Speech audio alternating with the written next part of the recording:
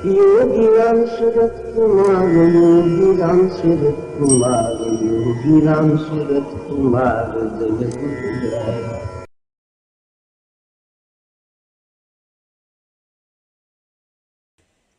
இன்றைக்கு பகவானுடைய நாம மகிமையை மீண்டும் தொடர்போம். பகவானுடைய வாழ்க்கையிலிருந்தும் சில காட்சிகளை பார்க்கிறோம், பகவானுடைய பக்தர்களுடைய வாழ்க்கையிலிருந்தும் சில காட்சிகளை பார்க்கிறோம். அந்த காட்சிகளை பார்க்கும் பொழுதே அவற்றை நாமும் சேர்ந்து அனுபவிக்கிறோம். We live those experiences. அதில் ஒன்று வில்லிவாக்கம் ஸ்ரீனிவாசன் அவர்கள் அவருடைய கட்டுரை ஒன்றில் மிகவும் சுவாரஸ்யமாக ஒன்றை எழுதியிருந்தார். அது என் நினைவிற்கு வந்தது. அவர் சொல்கிறார், ஆரம்ப காலத்தில் அவர் நிறைய லெட்டர் எழுதுவார் பகவானுக்கு. அதை நிறைய முறை நான் பகவானுக்கு படித்து காண்பித்திருக்கிறேன். அவர் சன்னதி தெரு வீட்டில் பகவான் இருந்த பொழுது ஆரம்ப காலத்தில் அப்பொழுதும் நிறைய கடிதங்கள் எழுதுவாராம். அதில் ஒன்றில் அவர் அந்த சமயம் பண கஷ்டத்திற்கு ஆளான சமயம் அவர் பகவானுக்கு ஒரு கடிதம் எழுதினார். அதில் எனக்கு பணம் கிடைக்கும் பொழுது உங்களை தரிசிக்க வருகிறேன் என்று.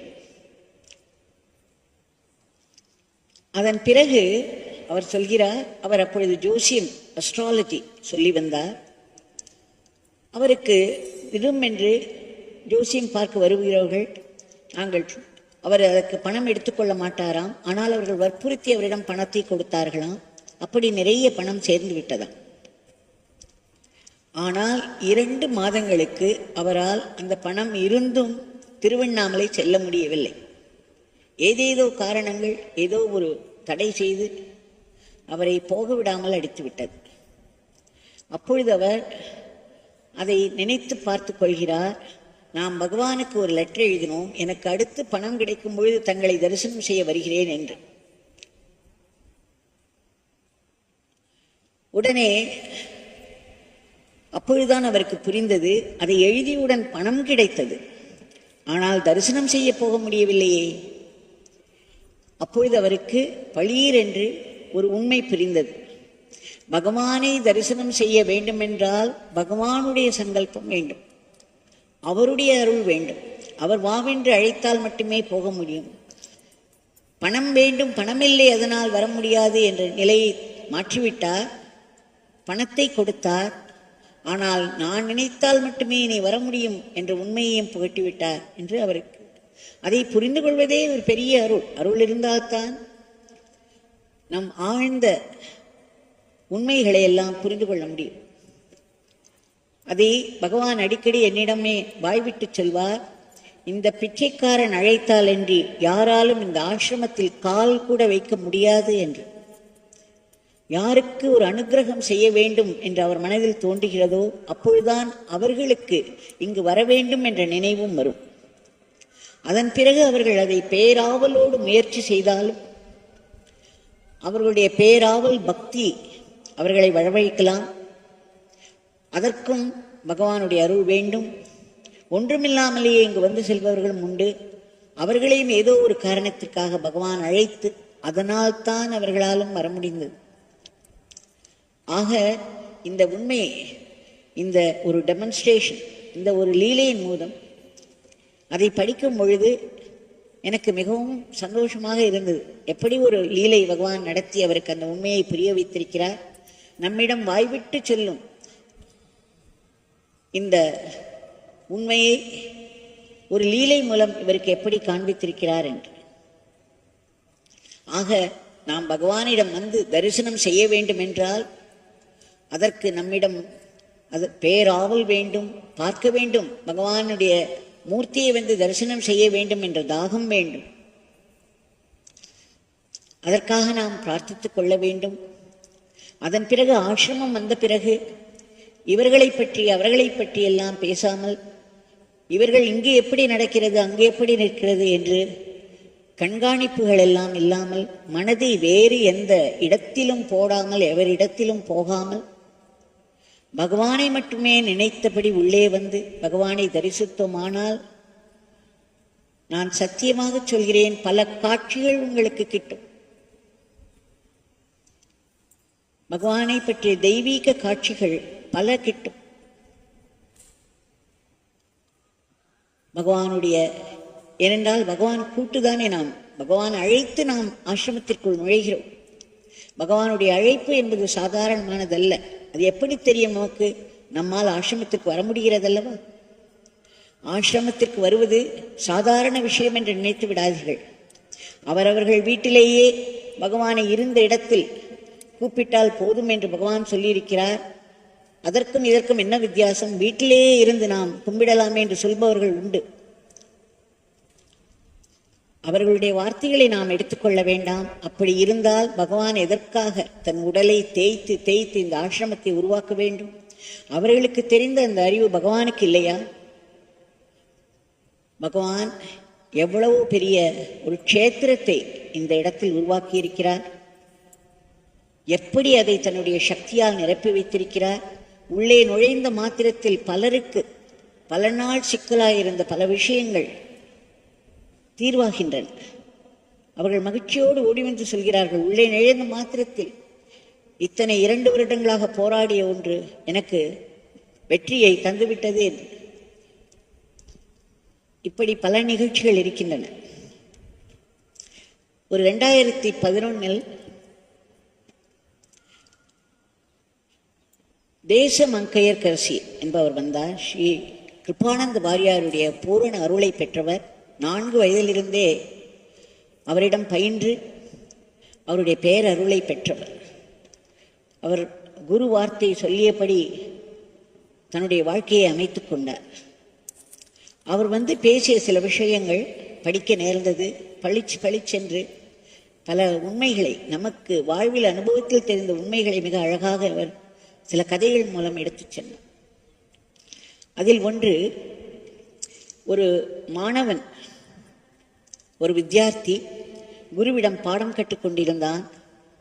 குருவினுடைய அருள் இல்லாமல், குருவினுடைய சம்மதம் இல்லாமல் நமக்கு அறிவு கிட்டாது.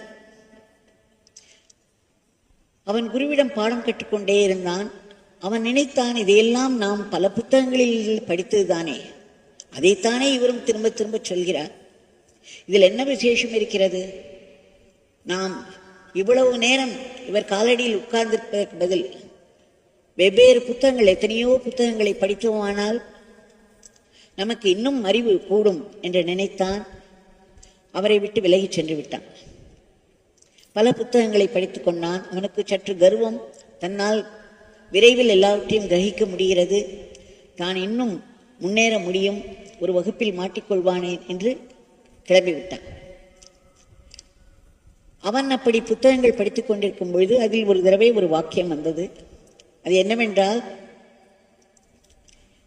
எச்சில் புனிதம், வாந்தி புனிதம், இறந்துபட்டவனின் ஆடை புனிதம் என்று ஒரு வாக்கியம். இவனுக்கு அது பேரதிர்ச்சியை தந்தது. இது எப்படி சாத்தியம்? எச்சில் எப்படி புனிதமாகும்? வாந்தி எப்படி புனிதமாகும்?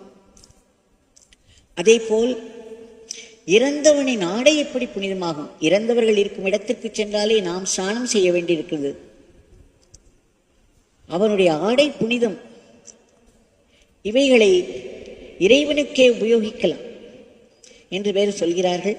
இதனுடைய அர்த்தம் அவனுக்கு புரியவில்லை. அவன் தானாகவே கற்றுக்கொள்ள வேண்டும் என்ற தீர்மானத்துடன் வெளியே வந்தவன் அல்லவா. குருவினுடைய உதவி தேவையில்லை என்று தீர்மானித்தவன். அதனால் அவன் எங்கெல்லாம் வாழை இலையை, எச்சில் சாப்பிட்ட வாழை இலையை தூக்கி எறிகிறார்களோ அங்கெல்லாம் சென்று அதை உற்று பார்ப்பானான். இதிலிருந்து நமக்கு ஏதாவது தெரிகிறதா? எப்படி எச்சில் புனிதமாகும் என்று பல முறை முயற்சி செய்தான். ஒன்றும் புரியவில்லை. பிறகு அவன் நினைத்தான், ஒருவேளை நாம் குருவாக இருந்தவருக்கு இதனுடைய அர்த்தம் தெரிந்திருக்குமோ என்னவோ. நாமும் விட்டு வந்து விட்டோம், சரி பார்ப்போம், எப்படியேனும் நமக்கு தெரியலாம் என்று அவன் ஒரு வீட்டின் முன்பு நின்று அந்த வீட்டு விசேஷத்தில் எல்லோரும் சாப்பிட்டு வந்த எச்சைலைகளை வெளியில் போட்டார்களாம். அப்பொழுது ஒரு பெரியவர் வந்து, இவன் அங்கு சென்ற சமயத்தில் நின்று உற்று பார்த்து கொண்டிருந்த சமயத்தில் வாழை இலையை அவர் தூக்கி எறிந்தார். இவன் நின்று கொண்டே உற்று பார்ப்பதை கண்டவர், என்னப்பா ஏன் அப்படி பார்க்கிறாய்? எச்சல் வாழை இலைகளை பார்ப்பதில் உனக்கு என்ன ஆனந்தம் என்று கேட்டாராம். உடனே அவன் சொன்னான், ஐயா, நான் இந்த மாதிரி ஒரு புத்தகத்தில் படித்தேன், இதனுடைய அர்த்தம் எனக்கு புரியவில்லை என்று சொன்னான். உடனே அந்த பெரியவர் சொன்னார், அப்பா உனக்கு இது புரியவில்லையா? எச்சில் என்றால் ஒரு கன்றுக்குட்டி எச்சல் செய்து அதனுடைய தாய் பசுவினுடைய பாலை குடிக்கிறது. அதன் பிறகுதான் நாம் அந்த பாலை கரைக்கிறோம், அதை இறைவனுக்கு அபிஷேகம் செய்ய உபயோகிக்கிறோம். வாந்தி என்பது ஒரு தேனீ ஆங்காங்கு சென்று மலர்களிலிருந்து தேனை சேகரிக்கிறது. அதை தன்னுடைய வாய்க்குள் வைத்து கொண்டு வந்து தேன் கூடு வந்த பிறகு அதை கக்குகிறது. அது தேனியின் வாந்தியாகத்தானே வெளியே வருகிறது. அந்த தேனை நாம் இறைவனுக்கு அபிஷேகம் செய்கிறோம் அல்லவா? அது மட்டுமல்ல, இறந்துபட்டவன் ஆடை, இந்த பட்டுப்புழு தன்னை சுற்றி ஒரு கூடு கட்டி கொள்ளும். அந்த கூட்டில் தான், அந்த கூடு என்பதே பட்டு நூலினால் ஆனது. அதனுடைய வாயிலிருந்து கசியும் ஒரு பசையினால் உருவாக்கப்பட்ட கூடு அது. அதற்கு அதை இறக்க வைத்துதான் அந்த கூட்டை எடுப்பார்கள். அந்த கூடு அதற்கு ஆடையாக இருக்கும். இதுதான் இறந்தவனின் ஆடை. அதை வைத்து ஒரு பட்டு புடவையோ பட்டு வஸ்திரமோ நெய்து, அந்த பட்டுவுக்கு நம்முடைய பெரியவர்கள் எல்லாரும் சொல்வார்கள், பட்டு துணிக்கு தோஷமில்லை என்று.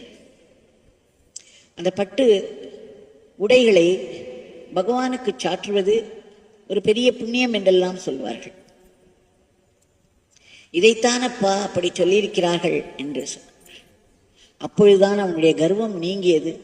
இதை சொல்வதற்கு நமக்கு ஒருவர் தேவை இருக்கிறார். அந்த பெரியவர் எப்பொழுது வந்தார்?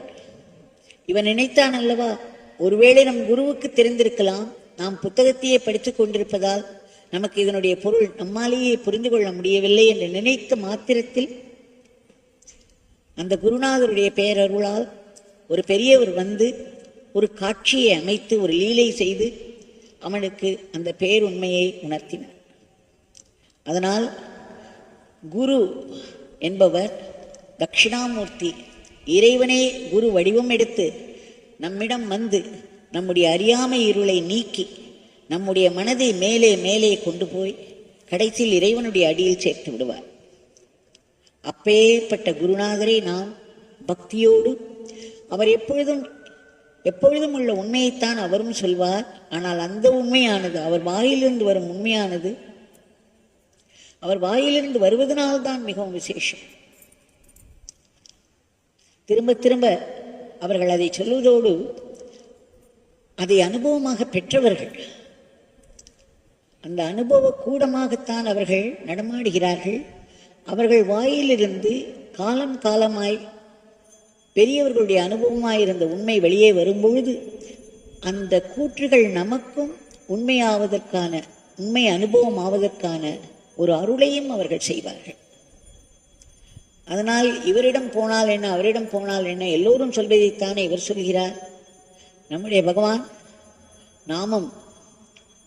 நாமத்தை சொல்லிக்கொண்டே இருங்கள், வேறு ஒன்றும் செய்ய வேண்டாம், நாமமே எல்லாம் செய்துவிடும் என்றுதானே சொல்கிறார். ஒரு சாது வந்து பகவானிடம் வந்த பொழுது பகவான் கேட்டார், நீங்கள் என்ன செய்து கொண்டிருக்கிறீர்கள் என்று. சுவாமி, நான் நாமம் சொல்கிறேன், என்னுடைய மூச்சு காற்றோடு அந்த நாமத்தை இணைத்து சொல்கிறேன் என்று சொன்ன பொழுது பகவான் சொன்னார், எதற்கு அந்த வேலையெல்லாம் செய்கிறீர்கள்? வெறுமே நாமத்தை சொல்லுங்கள், நாமத்தில் மனதை போடுங்கள், போரும். அந்த நாமம் உங்களுக்கு எல்லாவற்றையும் கொண்டு தரும், உங்களை இறைவனிடத்தில் கொண்டு போய் விட்டுவிடும் என்று. இது மிகவும் தெரிந்த விஷயம்தான். இந்த நாமத்தை பற்றி சொல்லாதவர்கள் கிடையாது. எத்தனையோ மகாத்மாக்கள் காலமாய் சொல்லி வந்தவைதான். நம்முடைய பகவானின் வாயிலால் இது நமக்கு வந்தது ஒரு மிகப்பெரிய உச்சிஷ்டம். நாம் அவர் சாப்பிடுவதை, அவர் விட்ட மிச்சத்தை சாப்பிடுவதுதான் உச்சிஷ்டம் என்று நினைக்கிறோம். ஆனால் பகவானுடைய ஒரு குருநாதர், அனுபவம் நிறைந்து இறைவனோடு ஒன்றிய ஒரு குருநாதர் வாயிலிருந்து வரும் ஒவ்வொரு வார்த்தையும் உச்சிஷ்டம் தானே. அவர் வாய் வழியாக வருகிறதல்லவா, அவர் அனுபவத்திலிருந்து அவருடைய வாய் வழியாக இதைவிட ஒரு சிறந்த உச்சிஷ்டம் எதுவாக இருக்க முடியும்? அவர் நாமம் சொல்லுங்கள் என்று சொன்னாரே, அதைவிட ஒரு பெரிய உச்சிஷ்டம் என்ன இருக்க முடியும்? அவர் சொல்லி அதை ஏற்றுக்கொண்டு அந்த நாமத்திலேயே நம்முடைய காலத்தை தள்ளினோமானால் அவருடைய உச்சிஷ்டத்தை தான் நாம் சாப்பிட்டு கொண்டே இருக்கிறோம். திரு தேசமங்கையர்கரசி அவர்கள் இன்னொரு நிகழ்ச்சியையும் சொன்னார்கள். இது எல்லோருக்கும் தெரிந்துதான். அருணாச்சல மகாத்மியம் படைத்தவர்கள் எல்லோருக்கும் குரு நமசிவாயரை பற்றி தெரியும். நம்முடைய அருணாச்சல மலையில் இருந்தவர். கர்நாடகாவில் இருந்தாலும் அவரும் குகை நமசிவாயரும் இங்கு நம்முடைய அருணாச்சலேஸ்வர் மலையில் வந்து தங்கி பலகாலம் தமிழிலே பாட்டுகளும் ஏற்றிருக்கிறார்கள். அந்த குரு நமசிவாயர் பெரும் தபஸ்வி, அனுபூதிமான். ஒரு வாட்டிடையன் ஒருவன் ஒரு ஆடு இறந்துபட்டு போன பிறகு வந்து ஓடி வந்து அழுதான் அவரிடம். கள்ளம் கபடமற்ற அந்த சிறுவன், இடைச்சிறுவன், அவனுடைய துன்பம் தாங்காமல் வந்து அழுதான். அதை கண்ட குரு நமசிவாயர், இல்லையே அந்த ஆடு இறக்கவில்லையே, எழுந்து வா என்றார். அந்த ஆடு உயிரோடு எழுந்து வந்து விட்டது. அந்த சிறுவனுக்கு தாங்க முடியாத சந்தோஷம். உடனே அது வைரல் என்று சொல்கிறார்கள் அல்லவா, இந்த வைரஸ் பரவுவதே. அதே போல் இந்த நிகழ்ச்சியானது முன்னெல்லாம் காட்டுத்தீ போல் பரவியது என்று சொல்வோம், இப்பொழுது வைரலாக பரவிவிட்டது என்று சொல்கிறார்கள். அது பொருத்தம்தான் இந்த காலகட்டத்திற்கு. அந்த செய்தியானது ஊர் முழுக்க பரவிவிட்டது. எப்பொழுதுமே எல்லா காலத்திலும் சில விஷமிகள் இருப்பார்கள். அவர்கள் எந்த ஒரு நல்லதையும் செய்ய விடாமல் ஆக்கப்பூர்வமாய் யாரும் எந்த முயற்சி எடுத்தாலும் அதற்கு ஏதேனும் ஒரு குற்றம் சொல்லி அந்த குற்றம் சொல்வதனாலேயே தாங்கள் பெரியவர்கள் என்று நினைத்துக் கொள்வார்கள். அந்த விஷமிகள் எப்பொழுதும் உண்டு, எல்லா மகாத்மாக்களுடைய வாழ்க்கையிலும் உண்டு. அந்த சில பேர் சேர்ந்து இவர் பெரிதாக ஆட்டை உயிரோடு எழுப்பிவிட்டார் என்றெல்லாம் கதை கட்டுகிறார்கள். இவருடைய தவத்தை தான் நாம் பார்ப்போமே என்று ஒருவனை இறந்தவன் போல் நடிக்கச் செய்து தூக்கி கொண்டு போய், சுவாமி இவன் இறந்து விட்டான் என்று அவர் முன்னே போட்டபோது, அப்படியே ஆகட்டும் என்று சொல்லிவிட்டாராம். அந்த உயிரோடு இருந்து இறந்தவன் போல் நடித்தவன் இறந்து விட்டான். பகவான் சொல்வார், யோகிகள் எல்லோரும் தீக்கு நெருப்புக்கு சமானமார்கள் என்று. இப்படி விபரீதமாக விளையாடினால் விளைவும் விபரீதமாகத்தான் இருக்கும். அதனால் நம்முடைய பகவானுடைய கூற்றுகளை எல்லாம் நாம் மீண்டும் மீண்டும் மனதிற்கு கொண்டு வர வேண்டும். அவர் நம்மை நாமத்தை சொல்லுங்கள், கடவுளுடைய கையில் கருவியாக இருந்து செயல்படுங்கள், நடப்பவை காண்பவை எல்லாவற்றிலும் இறைவன் மட்டுமே இருக்கிறார், இறைவனுடைய ஆசீர்வாதம் தான் எது நடந்தாலும். வாழ்க்கையில் நமக்கு சுகம் வந்தாலும் சரி, துக்கம் வந்தாலும் சரி, அது இறைவனுடைய ஆசீர்வாதமாய் காணுங்கள் என்று சொல்லி வருகிறார். இவையெல்லாம் பகவானுடைய வாயிலிருந்து வந்த உச்சிஷ்டம். இதை நாம் தினம் தினம் மனதில் கொண்டு வந்து அனுபவித்தோமானால் பகவானுடைய உச்சிஷ்டத்தை சாப்பிடுவதற்கு மேலான உச்சிஷ்டம் அது. அது நமக்குள்ளே இறங்கி நம்முடைய ஆத்மாவில் கலந்து நம்மை செயல்பட வைத்து அவரோடு ஒன்றை செய்துவிடும். ஒரு முறை தேசமங்கையர்கரசி இன்னும் ஒன்றை சொன்னார். எல்லோருக்கும் தெரிந்த கதைதான் இது. சுக்கர் வியாசருடைய மகன், பிறக்கும் பொழுதே 16 வயது. அவர் பிரம்மத்தில் திளைத்தவராயிருந்தார். ஆனாலும் அந்த பிரம்மானுபவத்தை கொண்டவர்களுக்கு கூட ஒரு சந்தேகம் வருமா, தான் அனுபவிப்பதுதான் எல்லாவற்றையும் விட மிகுந்த உயர்ந்த நிலையா, இதற்கு மேல் ஒரு நிலை உண்டா, இதுதான் அதுவா என்று ஒரு சந்தேகம் வருமா? இதுவும் இயற்கைதான் என்று சொல்கிறார்கள். அவரை வியாசர் ஜனக மகரிஷியிடம் அனுப்பினார். அவர் ஒரு ராஜரிஷி அல்லவா ஜனகர். பிரம்மத்தின் உண்மையை உணர்ந்தவர். சுக்கர் போகிறார். அவருடைய அரண்மனையை நோக்கி செல்லும் பொழுது அங்கே அவர்கள் கேட்கிறார்களாம், நீங்கள் யார் என்று. அவர் சொன்னாராம், சுகபிரம்ம மகரிஷி வந்திருக்கிறேன் என்று சொல். உடனே ஜனகர் திரும்ப ஒரு பதிலை அனுப்பினாராம். அவர் ஏதேதோ யார் யாரையோ கூட்டிக் கொண்டு வந்திருக்கிறார், அவர்களையெல்லாம் விட்டுவிட்டு அவரை மட்டும் வரச் சொல் என்று சொன்னாராம்.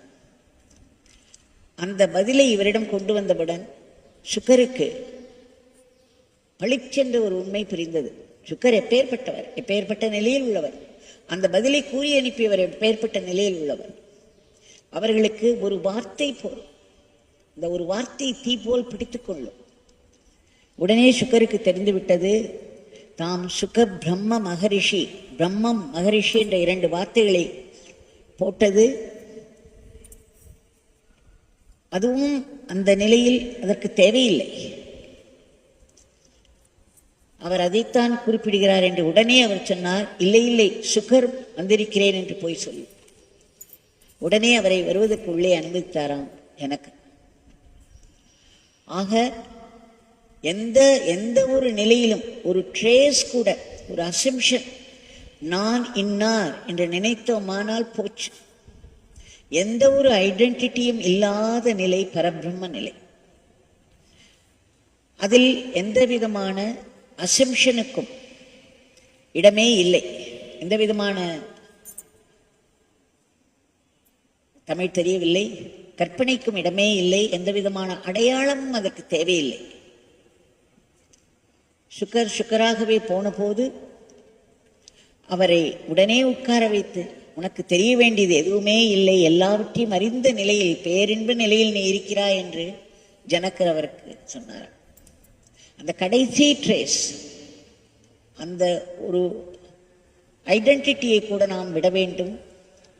அப்பேற்பட்ட ஒரு பெரிய நிலை இது. இந்த நிலையை நமக்கு பகவான் அருள்வார். அதை விட்டு நான் இப்படி, நான் அப்படி, நான் தான் இது என்றெல்லாம் நாம் சொல்லிக்கொண்டு திரிந்தோமானால் நாம் மிகவும் கீழே இருக்கிறோம் என்றுதான் மற்றவர்கள் புரிந்து கொள்ள வேண்டும். பகவான் வாயிலிருந்து வந்த வார்த்தைகள் மட்டுமே உண்மை. அதை நாம் பிராக்டிஸ், அதாவது பயிற்சி செய்கிறோம் அல்லவா, அந்த நேரத்தில் நாம் அவருடைய உச்சிஷ்டத்தை நாம் சாப்பிட்டு கொண்டிருக்கிறோம். அவருடைய நாமத்தை நாம் சொல்லும் பொழுதெல்லாம் அவரிட்ட கட்டளையை நாம் செய்து வருகிறோம். அந்த நாமத்தினுடைய பவரானது நம்மை கொண்டு போய் அவரை கரைத்துவிடும். எந்த ஒரு ஐடென்டிட்டியும் இல்லாத அந்த பேருண்மை நிலை, பேரானந்த நிலை, பிரம்மானந்த நிலையில் நம்மை கொண்டு போய் கரைத்துவிடும். இதை மனதில் கொண்டு இன்றைய பிரார்த்தனையை நாம் பகவானிடம் சமர்ப்பிப்போம்.